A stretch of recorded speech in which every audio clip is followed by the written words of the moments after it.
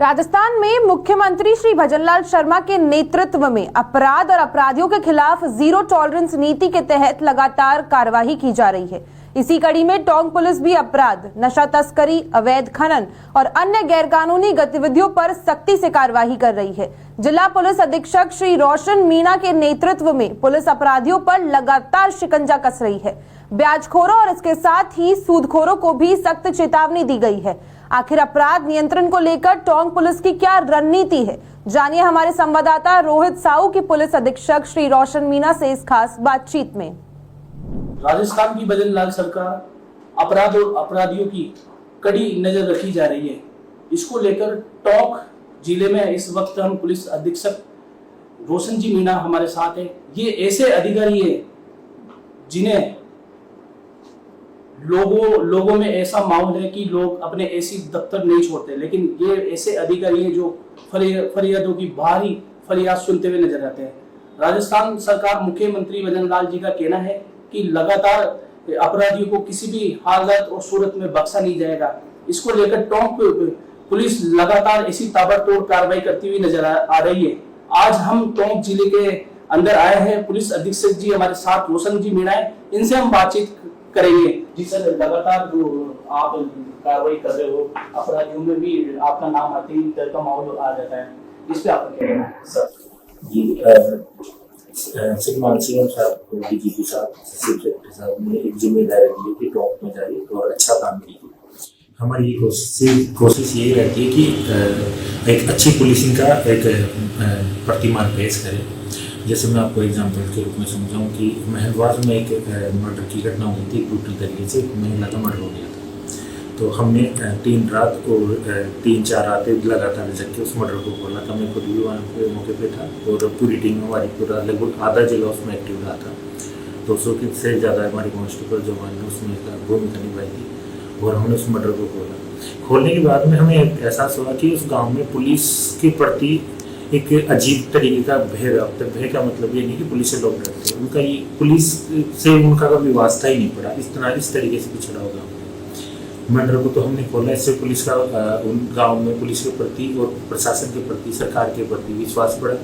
इसके बाद में गांव वालों ने हमें वहाँ आमंत्रण भी किया। मैं खुद भी पर्सनली गाँव में गया। गाँव के लोगों से जो जाजम होती है गाँव की, वहाँ पे हमने उनसे वार्ता करी। गाँव के लोगों ने हमें बताया कि पहली बार ऐसा हुआ कि उनको लगा कि हाँ, रियल में पुलिस बहुत अच्छा काम करती है, लोगों के लिए काम करती है। इवन गांव वालों ने यहाँ तक बताया कि उनको भी उनकी बुआ जी लगती थी, वो उस गांव की बुआ थी, कि हमें ये था कि आप पुलिस ही इस गांव इनके बेटे हो, इसीलिए आप इतनी मेहनत कर रहे थे। दिन में धूप थी वहाँ पे बहुत भयंकर, फिर भी आप धूप में खड़े थे और हर एक क्लू को ढूंढ रहे थे। लोगों के घर घर जाके उन्हें पूछताछ करी, हर व्यक्ति से बात करी कि क्या वो इसको जानता है, क्या इसके घर को जानता है, लास्ट में किसने देखा, कहाँ क्या हुआ, और उसको हमने खोला।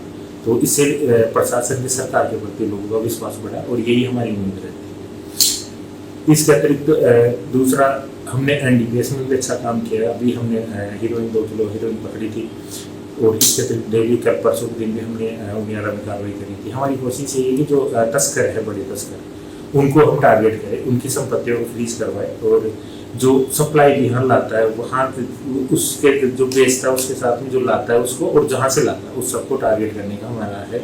इसलिए हम किसी भी केस को तब तक नहीं छोड़ते जब तक कि जिसने सप्लाई शुरू करी है, जो पहली करी है उसकी, वहाँ तक हम पहुँचते हैं और इनकी प्रॉपर्टी सीज करवाते। पैसा कहाँ से आया उसका भी हम रिकॉर्ड लेते हैं और 27 धारा 27 एनडीपीएस के तहत हम उसकी प्रॉपर्टी को सीज करवाने की कोशिश करते हैं 68 में। सर, जब से आप आए हो कि जब से आपने कमान टोंक पुलिस अधीक्षक की संभाली, जो टोंक जिले के अंदर जो बजरी का जो अवैध कारोबार था, ये भी अब कम होता हुआ नजर आ रहा है।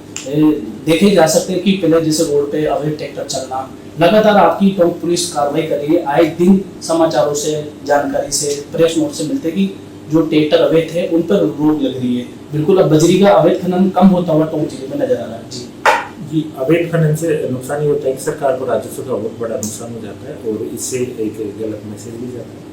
हमारी कोशिश यही है कि अब खनन हो वैध तरीके से हो, जो सुप्रीम कोर्ट की गाइडलाइन है, जो प्रक्रिया है उसी आधार पर खनन किया जाए और पुलिस का जीरो अवैध इन्वॉल्वमेंट, अवैध खनन में किसी प्रकार की कोई संलिप्तता नहीं हो। अगर ऐसा होता है तो मेरे द्वारा तुरंत एक्शन लिया जाता है। और सभी थाने इस बात को लेकर सुनिश्चित करते हैं कि वहाँ पे उनकी निगरानी में कोई भी तरीके से अवैध तरीके से बची जाना होती है। अगर निकलते तो हम तुरंत उस पर एक्शन लेते हैं। अभी कल रात को ही हमने 5 ट्रैक्टर पकड़े। जैसे हमारे पास में कोई सूचना आती है तो तुरंत एक्शन लेते हैं। मेरे पास व्यक्तिगत रूप से मेरे नंबर सबके पास में पब्लिक नंबर है, तो मुझे पर्सनली भी मैसेज करता है तो हम उसको भी मेरे द्वारा तुरंत रूप से सूचित किया जाता है और वहाँ के लोकेशन लेके एक्शन लिया जाता है और 0 टॉलरेंस की नीति है।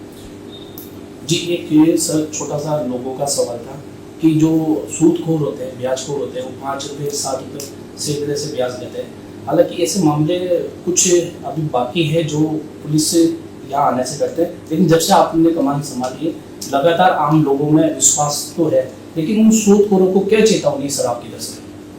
सूदखोरों का मैं रिकॉर्ड ले रहा हूँ। पर्सनली मेरे पास में कुछ का डाटा है, उनकी संपत्तियों को हम की तलाश कर रहे हैं और आपको कुछ ही दिनों में इसमें भी अच्छी न्यूज़ सुनने को मिलेगी। मेरे संज्ञान में कुछ ऐसे लोगों की जानकारी आई थी जो लोगों से RBI की जो बैंक रेट है उससे ज़्यादा रेट की ब्याज लिया जा रहा था। लोगों को सेकंड जनरेशन तक को प्रताड़ित किया जा रहा था। अगर किसी के पिता ने लोन लिया है तो उसके बच्चों को भी ज़मीनें गिरवी रखवाना शुरू कर दी, तो उनको हम चिन्हित कर रहे हैं और जो प्रक्रिया है उस हिसाब से उन पर कार्रवाई करेंगे और निश्चित रूप से इस जो शोषण करने की जो पद्धति है इसको हम समाप्त करने की दिशा में प्रयास करेंगे। जी, आपने सुना कि हमारे साथ रोशन जी जो पुलिस अधीक्षक थे उनसे हमने बातचीत की। मुख्यमंत्री श्री भजनलाल शर्मा ने साफ निर्देश दिया कि अपराधियों को किसी भी हालत में बख्शा नहीं जाएगा। वही टोंक पुलिस लगातार अपराधियों की कमर तोड़ती हुई नजर आ रही है। मैं आपको बताना चाहूँगा कि जब हमने टोंक की जनता से बातचीत की तो उन्होंने पुलिस अधीक्षक रोशन मीणा के लिए बहुत बड़े और ऐसी चीज़ें बताई कि वो लोग डायरेक्ट मिलते हैं, बिना टाइम टेबल से मिलते हैं, आधी रात को 24 घंटे को फ़ोन उठाते हैं। हम कह सकते हैं कि मुख्यमंत्री भजनलाल शर्मा की जो 0 टॉलरेंस नीति थी अब वो टोंक जिले पे धरातल पर दिखने को नजर आ रही है। टोंक से सूजत समाचार के लिए रोहित साहू की रिपोर्ट। सूजत स्पेशल में फिलहाल के लिए इतना ही। फिर मिलेंगे विकास की किसी और कहानी के साथ। तब तक के लिए देखते रहिए सूजत समाचार। हमारे चैनल को लाइक, सब्सक्राइब और शेयर करना ना भूलें। धन्यवाद।